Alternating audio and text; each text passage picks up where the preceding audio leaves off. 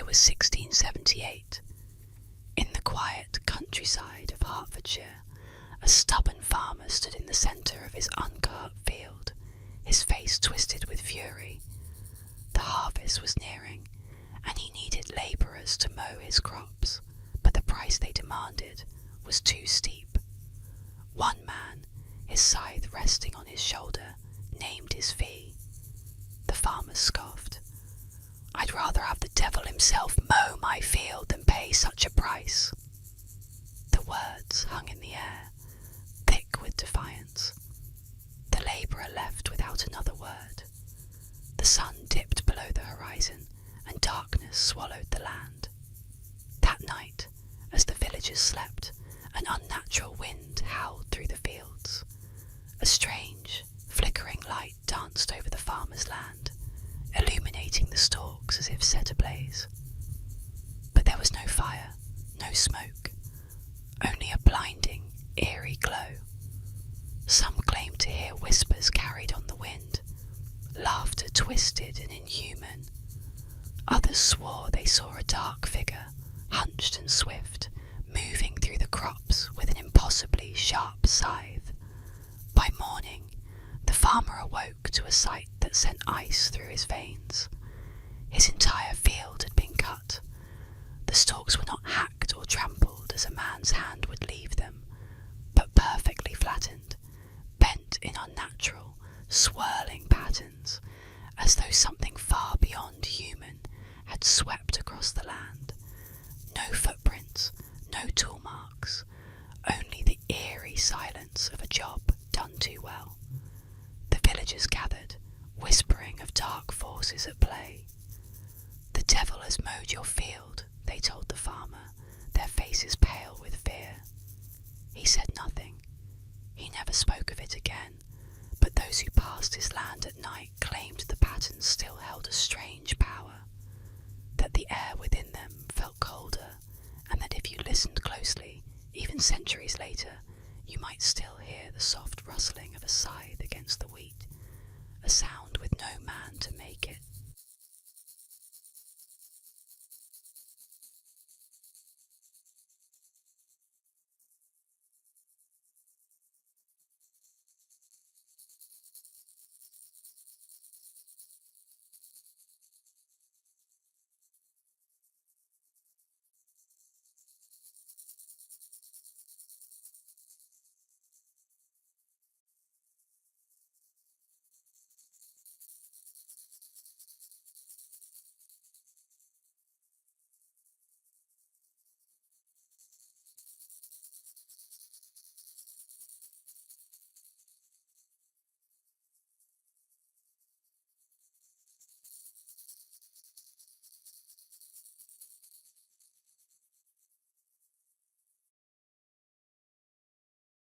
Within the hallowed halls of Lincoln Cathedral, a chilling presence lurks, a grotesque monument to a battle waged between heaven and hell. The Lincoln Imp, a creature of nightmare, forever frozen in stone, its malevolent gaze fixed upon those who enter its domain. The legend whispers through the centuries, a tale of demonic mischief and divine intervention. They say Satan, enraged by the construction of the magnificent cathedral, dispatched 2 imps, creatures of mischief and mayhem, to wreak havoc upon the holy site. The imps, gleeful in their destructive mission, descended upon the cathedral, their wicked laughter echoing through the sacred space.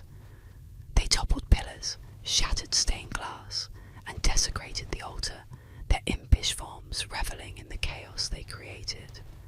An angel, witnessing the sacrilege, descended from the heavens, its radiant form filling the cathedral with a blinding light.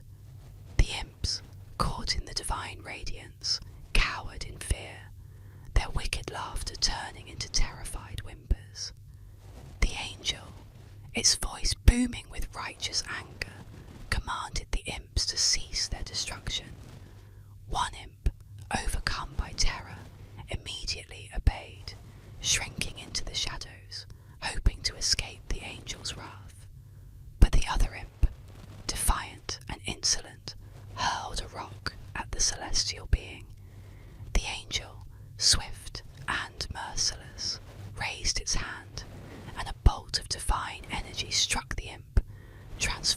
it into stone.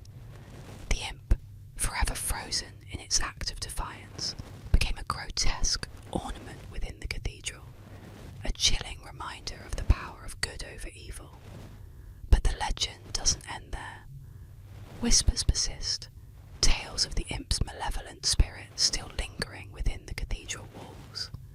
They say its eyes, though turned to stone, still follow those who enter, its malevolent gaze a curse upon the unsuspecting, and on moonless nights, when the wind howls through the cathedral's arches, a faint, chilling laughter can be heard echoing through the hallowed halls, a haunting reminder of the imp's unholy presence.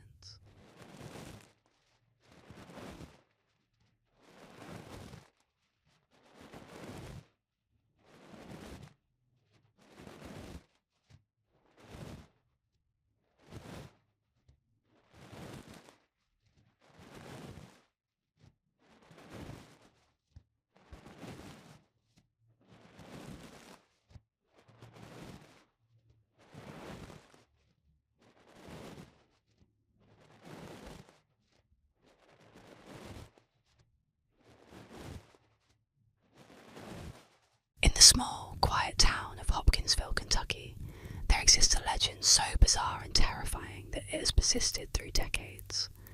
It is the tale of the Hopkinsville Goblins, a strange, otherworldly encounter that defies all logic and explanation.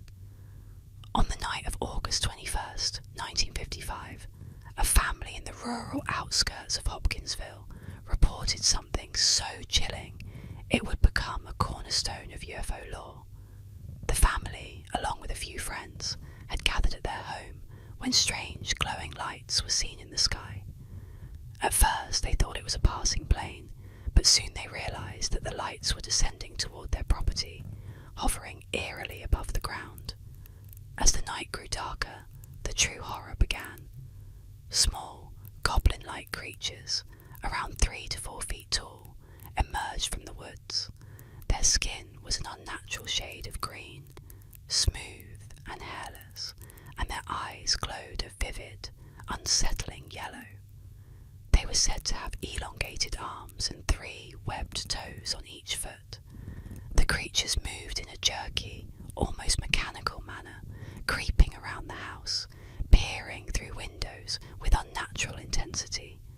Terrified, the family took refuge in the house, but the creatures did not relent. The goblins began to tap on the windows, scratching at the walls, and in some accounts they would even jump and cling to the sides of the house like creatures from a nightmare. The family fired shots into the air in a desperate attempt to scare them off, but the creatures remained undeterred, their glowing eyes following every movement. The terror continued for hours until the creatures finally vanished into the night, leaving behind nothing but a deep sense of dread and unanswered questions. To this day, no one knows what the Hopkinsville Goblins truly were. Were they extraterrestrials, creatures from another world? Or were they the product of some collective hysteria? Regardless of the explanation, the legend of those green, glowing-eyed beings still haunts the town of Hopkinsville, where the night sky is always a little too dark and the trees too still.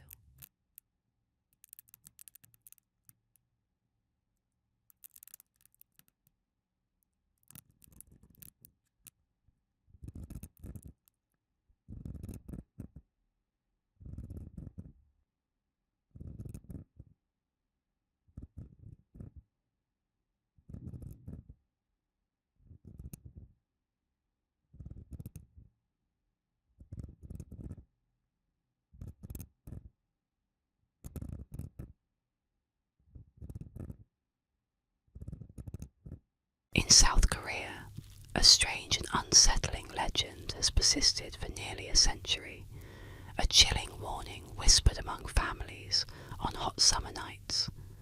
Beware of sleeping with a fan running in a closed room, or it may claim your life. Known as fan death, this belief insists that an electric fan left on overnight in a windowless room holds the power to kill, suffocating the sleeper in their bed. The origins of fan death stretch back to the 1920s and 1930s, an era of modernisation and new technology when the electric fan first arrived in Korea. Stories began to spread of people found dead in their rooms, the only constant a fan whirring beside them. The legend took on a life of its own, with families firmly convinced that a fan could drain the oxygen from a room, causing asphyxiation or lower body temperature to fatal levels.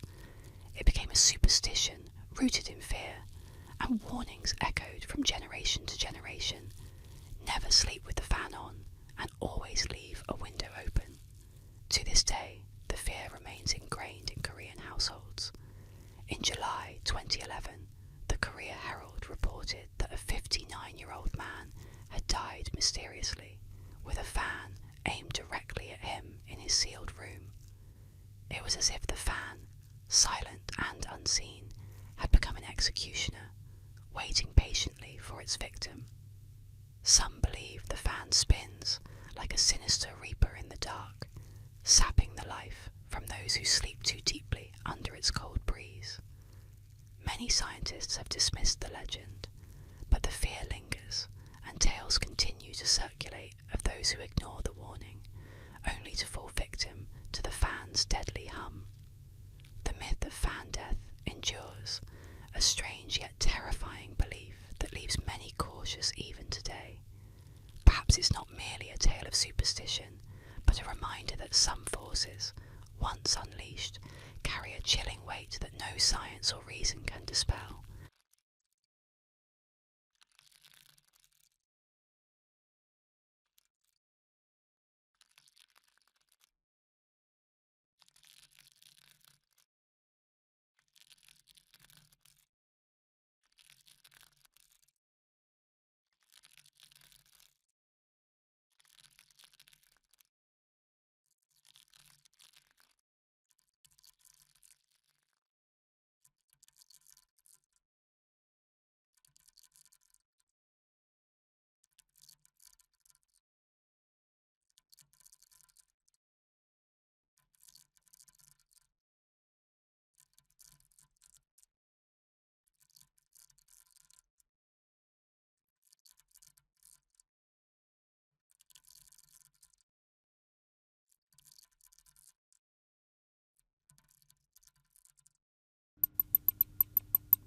Welcome to the chilling tale of Mercy Brown, an urban legend from the quiet town of Exeter, Rhode Island.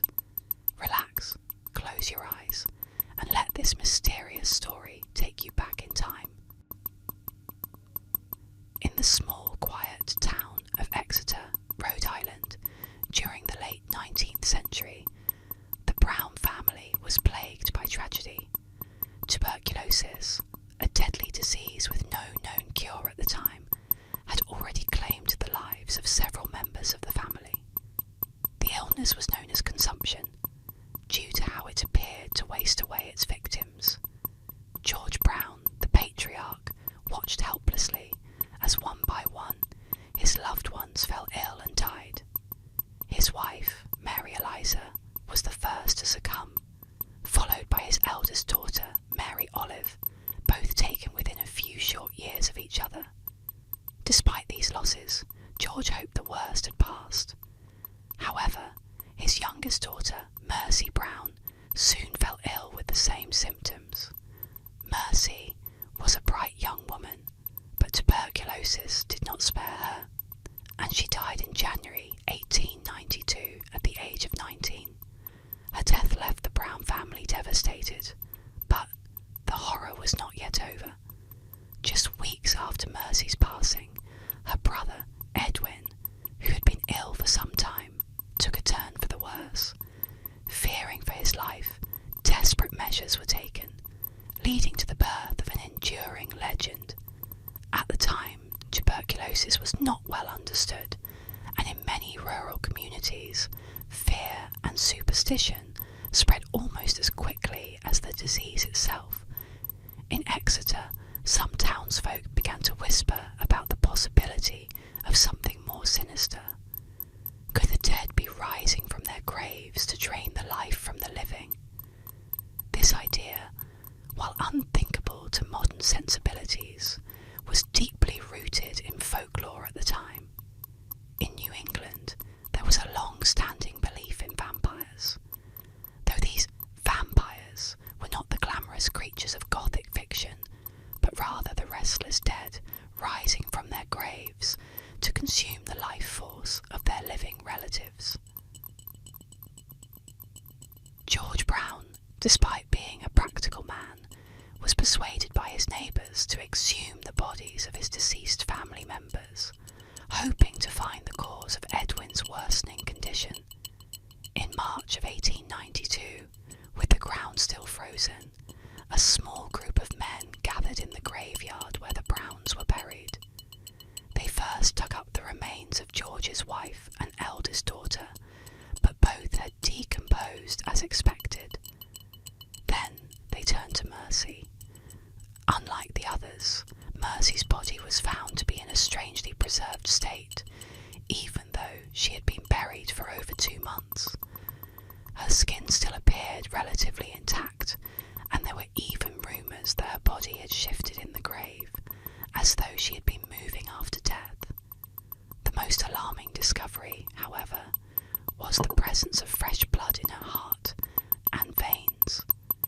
Tonight, we explore the mysterious legend of Black Aggie, a haunting statue once feared for its supernatural powers.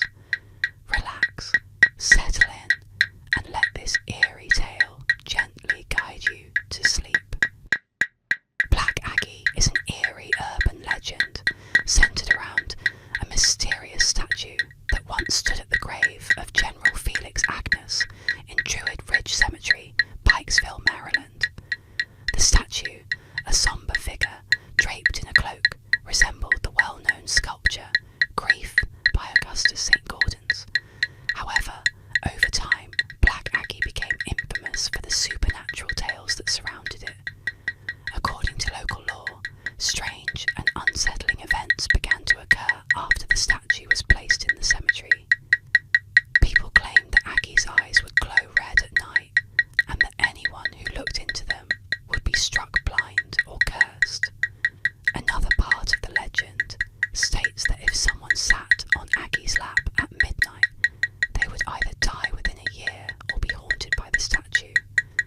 It was also rumoured that the shadow of Black Aggie would cause nearby grass to wither and die. Due to the growing number of ghostly tales and instances of vandalism, Black Aggie became a focal point for thrill seekers and paranormal enthusiasts. Many visited the statue, either to test the legend or to experience the supernatural aura that surrounded it. The stories grew, further embedding Black Aggie into Maryland's folklore. Eventually, the statue was removed from the cemetery in 1967 to put an end to the disturbances it caused. Though the statue itself is gone, the legend of Black Aggie continues to captivate imaginations, with people still sharing stories of the haunted statue and the eerie events that took place in Druid Ridge Cemetery.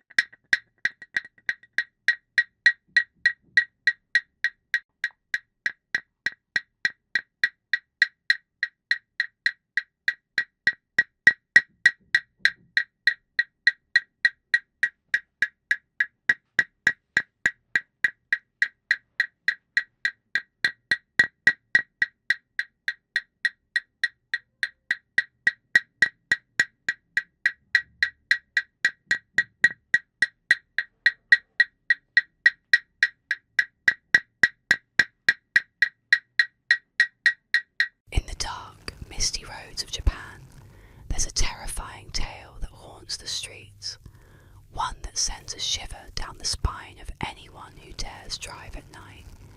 It is the legend of the Headless Rider, a ghostly figure of a motorcyclist, forever cursed to ride the roads without a head. The story begins with a tragic accident that occurred years ago. A young man speeding down a desolate desolate road on his motorcycle, was unaware of the danger ahead. In the dead of night, someone, no one knows who, had stretched piano wire across the road, the thin, almost invisible strands ready to catch the unsuspecting. The rider, unable to see the wire in time, crashed into it at full speed. The wire snapped tight, decapitating him instantly, his head flying off as his body crumpled to the ground. His motorcycle slid to a stop, the engine sputtering its final breath in the silence of the night. But death was not the end for this rider. As the legend goes, the rider's ghost now haunts the road where he perished, a headless figure speeding through the night on his motorcycle. The faint sound of revving engines fills the air as he approaches, and those who have encountered him report seeing a rider in a dark helmet and leather jacket, his hands gripping the handlebars with unnatural force. But when they get close enough, the rider's neck is eerily empty. No head to be found. The headless rider is said to seek vengeance on those who dare drive too fast, or too recklessly, as he once did. Many have reported seeing him in their rear-view mirrors, gaining speed until he's almost upon them, only for him to vanish just before impact. But some unlucky few have been followed, and on rare occasions they've felt the chilling brush of a headless figure passing by, a warning to never forget the deadly cost of speed. So, if you find yourself alone on a lonely, dark road in Japan, and you hear the roar of a motorcycle behind you, be wary. The headless rider may be catching up to you, ready to claim another victim for his endless ride through the night.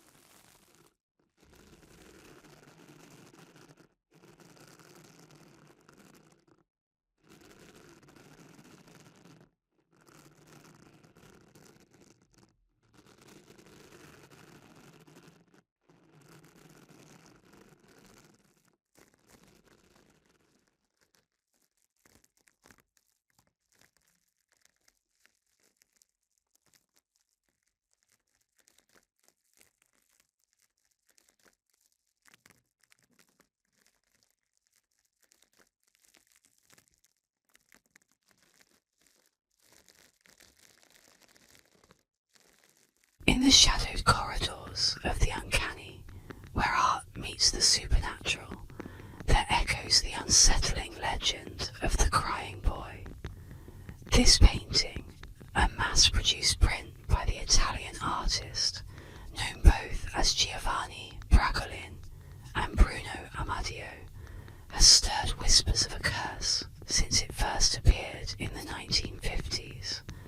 The portrait, depicting the tear-streaked face of a young boy with deep, sorrowful eyes, became a common fixture in homes across Europe, initially cherished for its poignant depiction of innocence and grief.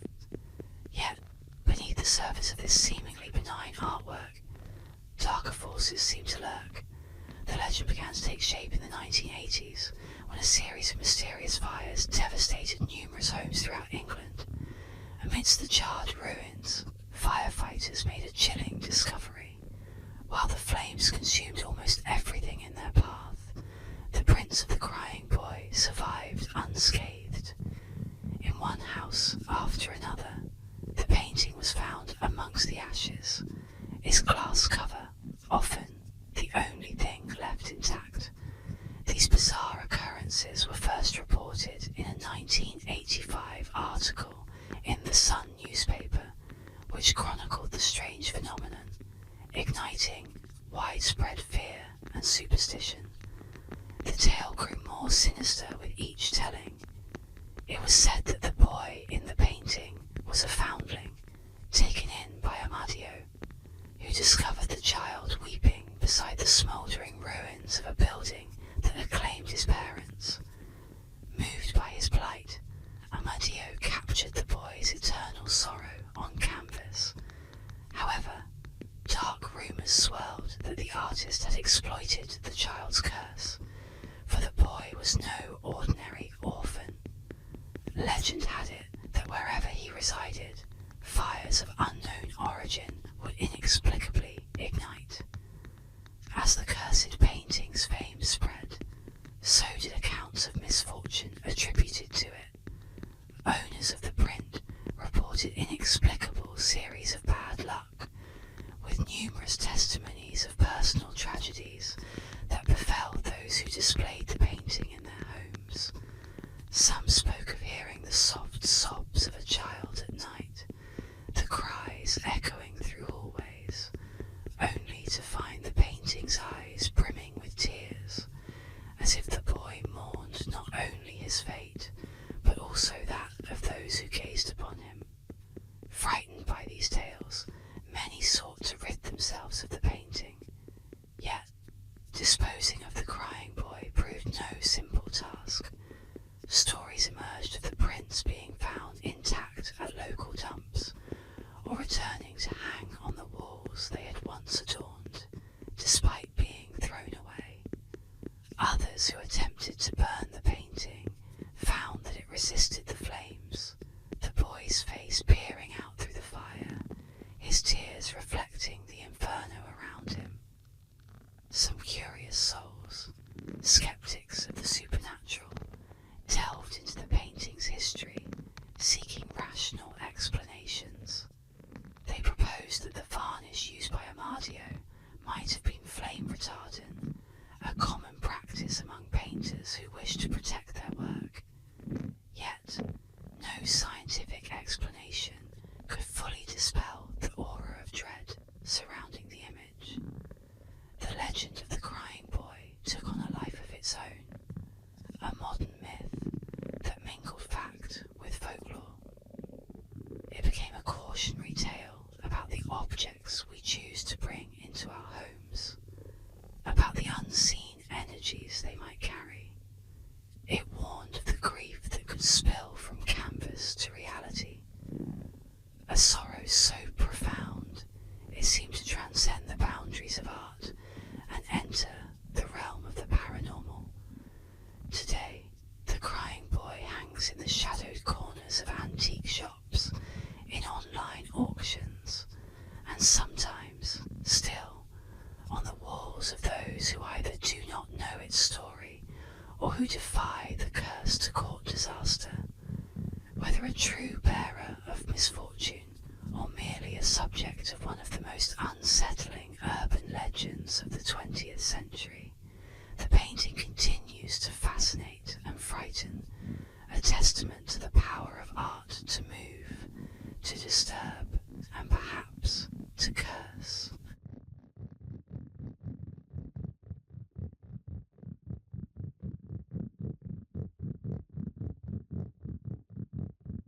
In the dense, moonlit jungles of the Philippines, a horrifying legend whispers through the villages, a creature so monstrous and cunning that even speaking its name sends chills down the spine. It is the manananggal, a vampiric winged predator that hunts under the cover of darkness, leaving terror and death in its wake. The manananggal appears human by day, often disguising itself as a beautiful woman, blending seamlessly into the world of the unsuspecting. But when the sun sets and shadows deepen, its true form is revealed. With a guttural, bone-chilling sound, it tears itself apart at the waist, leaving its lower body behind. Black, leathery wings unfurl from its back, and its fanged mouth twists into a grotesque grin. Freed from its human guise, the manananggal takes to the sky, a half-bodied monstrosity searching for its next victim. Its prey is often the vulnerable, pregnant women, and the unborn are said to be its favourite targets. The creature uses its long, needle-like tongue to pierce roofs and walls, feeding on the life force of its victims as they sleep, helpless and unaware. villagers claim to hear the faint tick-tick-tick sound. As the Manananggal approaches, the sound growing fainter as it draws closer, a cruel trick to disorient those who might try to escape. Defeating the Manananggal requires bravery and cunning. Its severed lower body, hidden in the shadows, is its greatest weakness. By sprinkling salt, garlic, or ash on the exposed torso, the creature can be destroyed, unable to reattach itself before dawn. But finding its hidden remains is no easy task. Failure ensures a gruesome end. To this day, the legend of the Manananggal persists, a terrifying reminder of the unknown lurking in the night. Villagers still place garlic and holy symbols near their doors and windows, praying they'll never hear that fateful tick-tick-tick. For if you do, the Manananggal may already be hovering above, its deadly tongue poised so to strike.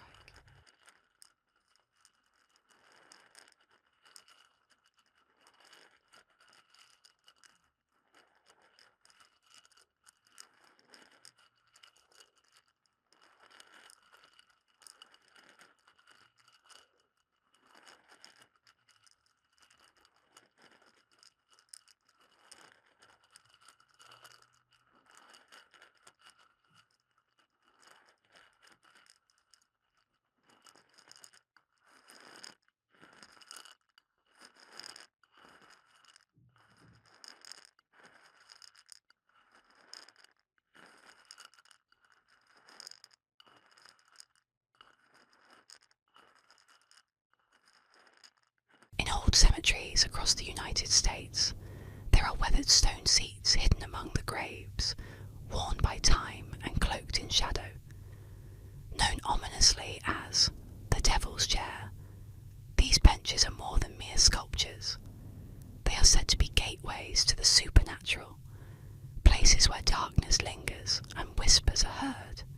Legends warn that those who sit on the Devil's Chair may not leave the same as they arrived, or worse, may never leave at all. One of the most infamous Devil's Chairs is found in a forgotten corner of a small cemetery in Kansas.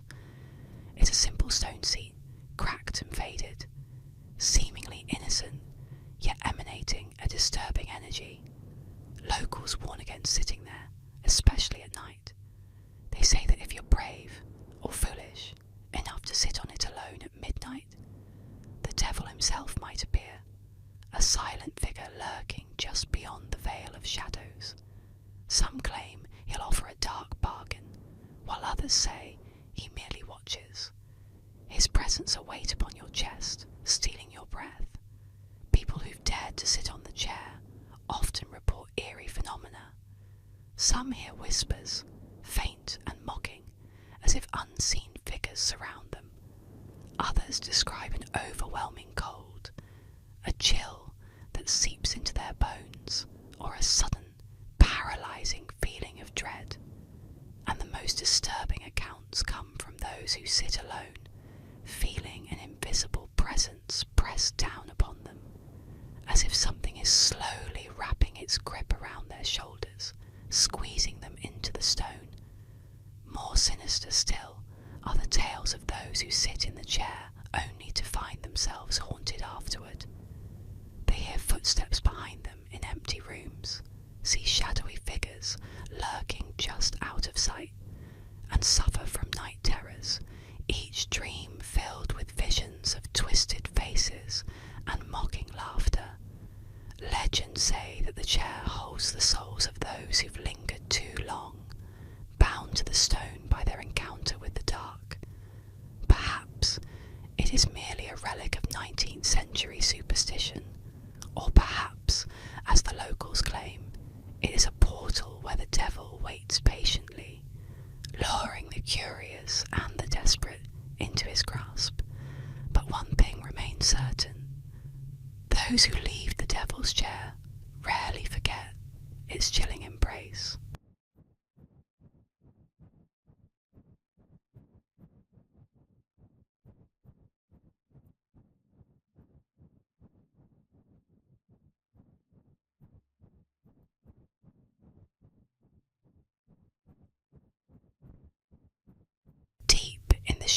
woods of Beltsville, Maryland, there is a presence that stalks the trees, a creature born from nightmare and whispered in fear. Known only as the Goatman, this monstrous entity is said to roam the dark corners of the forest, a grotesque blend of man and goat, with a body that twists the very essence of nature into something unnatural and terrifying. The Goatman is no mere animal. Its towering frame is covered in matted, twisted fur, and its legs are bent at strange angles, ending in hooves that scrape across the forest floor like nails on a chalkboard. Its face is the true horror, half human, half goat, its eyes glowing with an eerie, unnatural light, and its mouth full of sharp, blood-stained teeth that gleam in the moonlight. The creature is said to stand upright like a man, but its movements are unsettling, jerking and twitching as though it's not quite alive. The legend of the Goatman has existed for generations, though its origins are as elusive as the creature itself.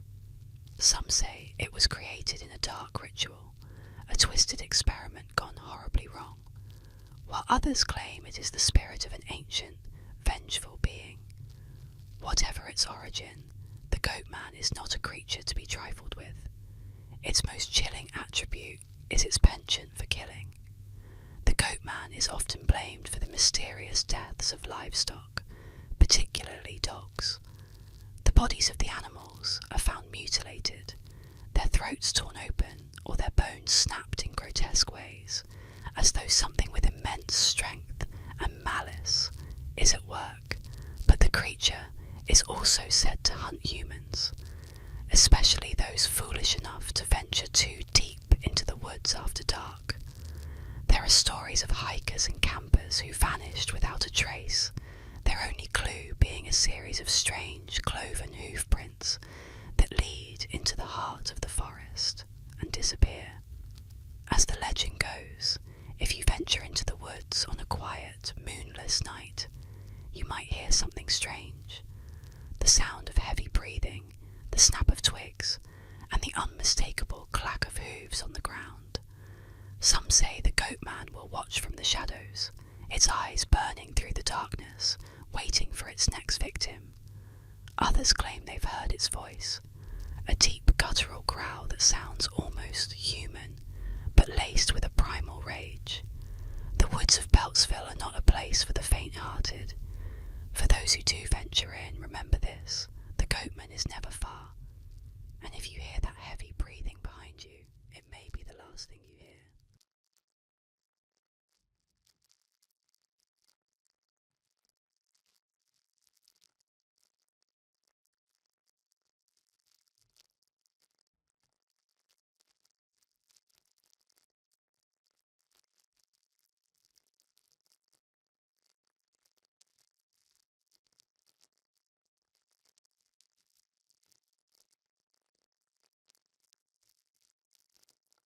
We dive into the eerie legend of the Chonchon, a mythical creature that haunts the night skies.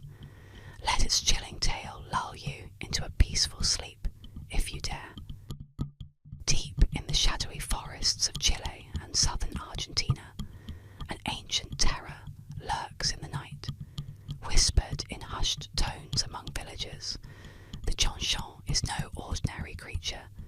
Its very existence defies nature, sending shivers down the spines of those who dare speak its name. Legend has it that the Chonchon is not a bird, but a cursed being, a sorcerer who has performed a dark ritual to transform into this horrifying creature. In the dead of night, the sorcerer's head detaches from its body, sprouting enormous wings from the ears. Blood-curdling cries, like the screams of 1,000 tormented souls, signal its arrival. The sound, known as choo-choo, chills the air, forewarning death for anyone who hears it. They say the Chonchon soars through the night skies in search of prey, gliding silently above the rooftops of unsuspecting villages. Those unfortunate enough to cross its path rarely live to tell the tale. It is said that the Chonchon can slip into homes undetected, like a whisper on the wind, draining the life force of its victims, leaving them pale and hollow by dawn. Those who survive its attack are left forever haunted, their minds shattered by the encounter. Many have tried to catch a glimpse of the Chonchon, but only a few ever return from their hunts, and those who do are never the same again. Their descriptions are fragmented, as though the horror of what they witnessed burned itself into their minds. The Chonchon's eyes, they say, are glowing red orbs, filled with a malevolent intelligence far older than time. Its wings beat with unnatural silence, a deadly predator slipping through the night like a phantom. It is said that only the most skilled of shamans can undo the curse of the Chonchon, but these rituals are dangerous, and failure means the sorcerer's twisted form will be free to wreak havoc for eternity. To this day, villagers lock their doors and windows tight when they hear the faintest whisper of the Chonchon's cry. The wind, though invisible, might carry death with it, for the Chonchon does not rest. It hungers, always searching for its next victim, always lurking in the darkness, just out of sight. So, beware the stillness of the night, for you may never know if the next faint flap of wings you hear belongs to the Chonchon until it's too late.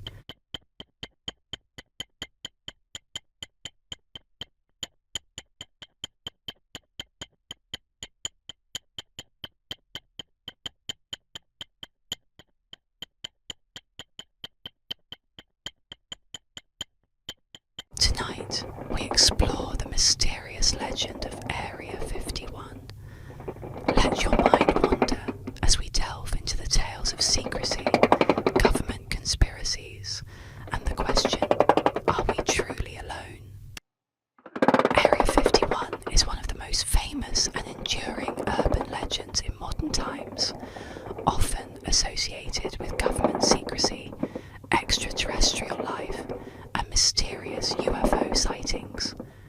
Officially known as a classified section of the Nevada Test and Training Range, Area 51 is a highly restricted military base located in the remote Nevada desert.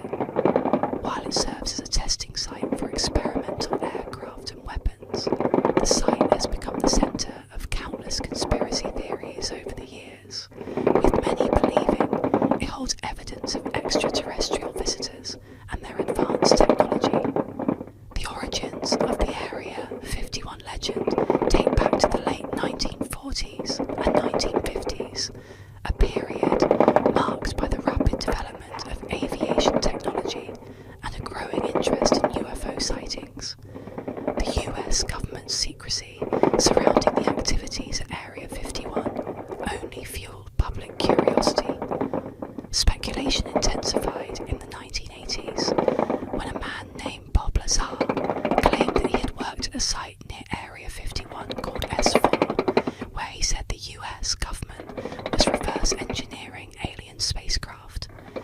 Lazar's detailed descriptions of flying saucers, anti-gravity propulsion, and alien technology captured the public's imagination, even though his claims were widely disputed and lacked verifiable evidence. Over the decades, Area 51 became a symbol of government cover-ups, and the idea that the US military was hiding knowledge of extraterrestrial life. UFO enthusiasts believe that Area 51 holds physical evidence of alien visitors, including crashed UFOs, and possibly even the bodies of extraterrestrials. Many also connect the base to the infamous 1947 Roswell incident, in which a mysterious object crashed in New Mexico. While the government eventually explained that the object was a weather balloon part of a classified project, many still believe it was an alien spacecraft and that its wreckage was transported to Area 51 for study.